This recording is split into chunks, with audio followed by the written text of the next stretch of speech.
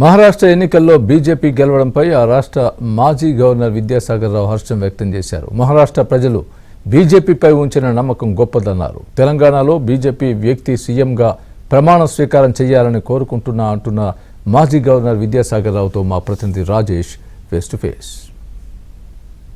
Right, సమకాలీన రాజకీయ పరిస్థితులపై బీజేపీ పార్టీ నుంచి సీనియర్ లీడర్ మహారాష్ట్ర మాజీ గవర్నర్ విద్యాసాగర్ గారు మనతో పాటు ఉన్నారు. ప్రస్తుతం సార్ ఇవాళ కాన్స్టిట్యూషన్ డేకి మీరు బీజేపీ పార్టీ ఆఫీస్కి వచ్చారు. మీరు తెలంగాణలో చాలా సీనియర్ పొలిటీషియన్లో ఉమ్మడి ఆంధ్రప్రదేశ్ నుంచి కూడా బీజేపీలో చాలా పెద్ద పెద్ద పదవులు చేశారు.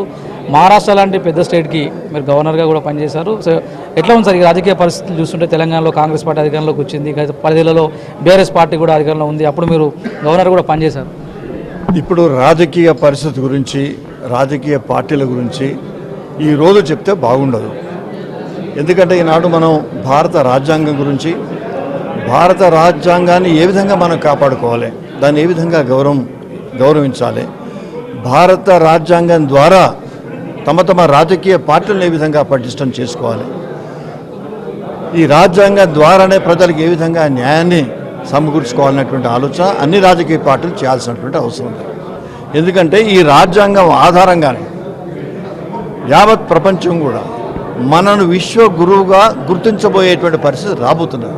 సార్ మీరు అన్నారు రాజకీయాలు మాట్లాడడం సరికాదు, రాజ్యాంగం గురించి మాట్లాడితే బాగుంటుందని చెప్పేసి. గతంలో మొదటిసారి ఆ కేంద్రంలో నరేంద్ర మోదీ ప్రభుత్వం వచ్చినప్పుడు పెద్దగా చర్చ జరగలేదు. కానీ రెండోసారి కేంద్ర ప్రభుత్వంలో బీజేపీ వచ్చిన తర్వాత పర్టికులర్గా బీఆర్ఎస్ పార్టీ రాష్ట్రంలో అధికారుల సందర్భంలో రాజ్యాంగాన్ని మారిస్తే బాగుంటుంది, ఆ దిశగా కేంద్ర ప్రభుత్వం కూడా ప్రయత్నాలు చేస్తుందంటూ కొన్న చర్చ జరిగింది, ప్రచారం జరిగింది. ఎంతవరకు వాస్తవం?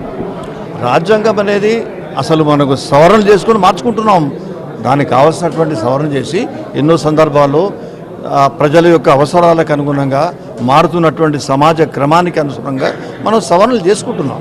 అంతే తప్ప రాజ్యాంగాన్ని మార్చాలని రాజ్యాంగం వేరేది. రాజ్యాంగంలో మన త్రివర్ణ పతాకంలో ఈ సత్యం అనేది, శాంతి అనేది ఎప్పటికీ కూడా ప్రతిధ్వనిస్తుంటాయి. ఆ మహారాష్ట్ర ఫలితాలతో దేశంలో కమల వికాసం మరోసారి మోడీ మానియా బయటపడింది అనుకోవచ్చా? ఇప్పుడు ఇక మోడీ మానియా అనేది ఇప్పుడు భారత ప్రజలందరూ కూడా తమ ఓట్లను ఫిక్స్డ్ డిపాజిట్ చేస్తున్నారు. ఆయన కోసం ఫిక్స్డ్ డిపాజిట్ అయిపోయినాయి ఓట్లన్నీ. మిగిలిన ఓట్లన్నీ కూడా జాయింట్ అకౌంట్లో ఉన్నాయి. ఇటువంటి పరిస్థితి ఉన్నది ఈ దేశంలో. జార్ఖండ్లో ఓడిపోయారు. అవును, అందులో కూడా ఉంది. అందులో కూడా ఫిక్స్డ్ డిపాజిట్ ఉన్నది, జాయింట్ అకౌంట్ ఉన్నది. దానికి ఎన్నో కారణాలు ఉండొచ్చు.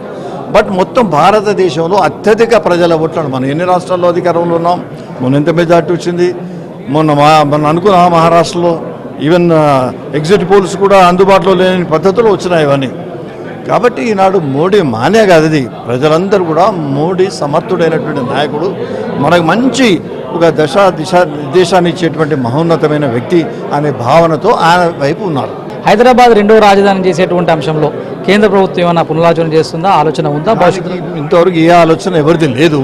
చర్చలు జరుగుతుంటాయి. ఏదైనా కూడా రెండవ రాజధాని అనేది ఒక వ్యక్తులకు పార్టీలకు కావాల్సిన విషయం కాదు. అందరు కలిసి కూర్చొని ఆలోచించి తీసుకోవాల్సిన నిర్ణయం. ఇప్పుడు రెండవ రాజధాని అన్నామనుకోండి, మనం ఢిల్లీలో బాగా కాలుష్యం ఉందని, మరి ఆ కాలుష్యం ఎటు పంపుతాం? మనం రాజధాని తెచ్చుకుంటాం కానీ కాలుష్యాన్ని కూడా తెచ్చుకుంటారా? తీసుకుని పోతారు ఎవరైనా? కర్ణాటక వాళ్ళు కానీ లేదా తమిళనాడు కానీ. ఈ సమస్య అనేది కేవలం ఒక వ్యక్తికి, ఒక రాష్ట్రానికి సంబంధించిన సమస్య కాదు. ఇది భారతదేశ ప్రజలందరూ చర్చించుకొని నిర్ణయం చేయాల్సిన అవసరం. అది అసలు అవసరమా కాదు అనేది కూడా వాళ్ళ ప్రజలు నిర్ణయించుకోవాలి, ప్రభుత్వాలు నిర్ణయించుకోవాలి. ఇప్పుడు మాత్రం కేంద్రంలో కానీ రాష్ట్రంలో ఎక్కడ ఆ చర్చ కానీ దాని ప్రజాదరణ లేదు. సీనియర్ పొలిటీషియన్గా తెలంగాణలో కాంగ్రెస్ పార్టీ పనితీరు పైన విద్యాసాగర్ రావు గారి అభిప్రాయం? కాంగ్రెస్ పార్టీ ప్రభుత్వం పనితీరు అన్నీ కాదు. నా ఉద్దేశం ఏంటంటే, ఒక మాజీ గవర్నర్గా ఇక్కడ తెలంగాణలో భారతీయ జనతా పార్టీ అత్యధిక సీట్లను సాధించి భారతీయ జనతా పార్టీ ముఖ్యమంత్రి ప్రమాణం స్వీకారం చేస్తున్న దృశ్యాన్ని నేను ముందరి సీట్లో కూర్చొని చూడాలనేటువంటి అభిప్రాయం నాకు ఉన్నది. డెఫినెట్గా చూస్తారు. ఆ దిశగా ఏమైనా ఆంధ్రజ్యోతి కానీ ఆంధ్రజ్యోతిని కోరుకుంటుంది. కానీ ఆ 10 ఏళ్ల పాటు సాగిన పాలన పైన మీకు ఒక అభిప్రాయం ఉంటుంది.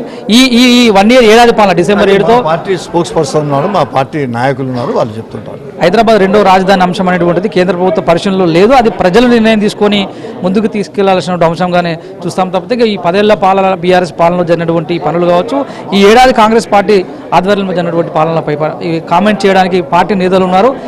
దేశంలో మోడీ మానియా మరొకసారి మహారాష్ట్ర ఎన్నికల ఫలితాలతో రుజువైంది. జార్ఖండ్ ఎన్నికల ఫలితాలను కూడా సమీక్షించుకోబోతుంది భారతీయ జనతా పార్టీ అని విద్యాసాగర్ చెప్తున్నారు. Cameraman Reddy శేఖర్తో Rajesh, AVN Andhra Jyothi.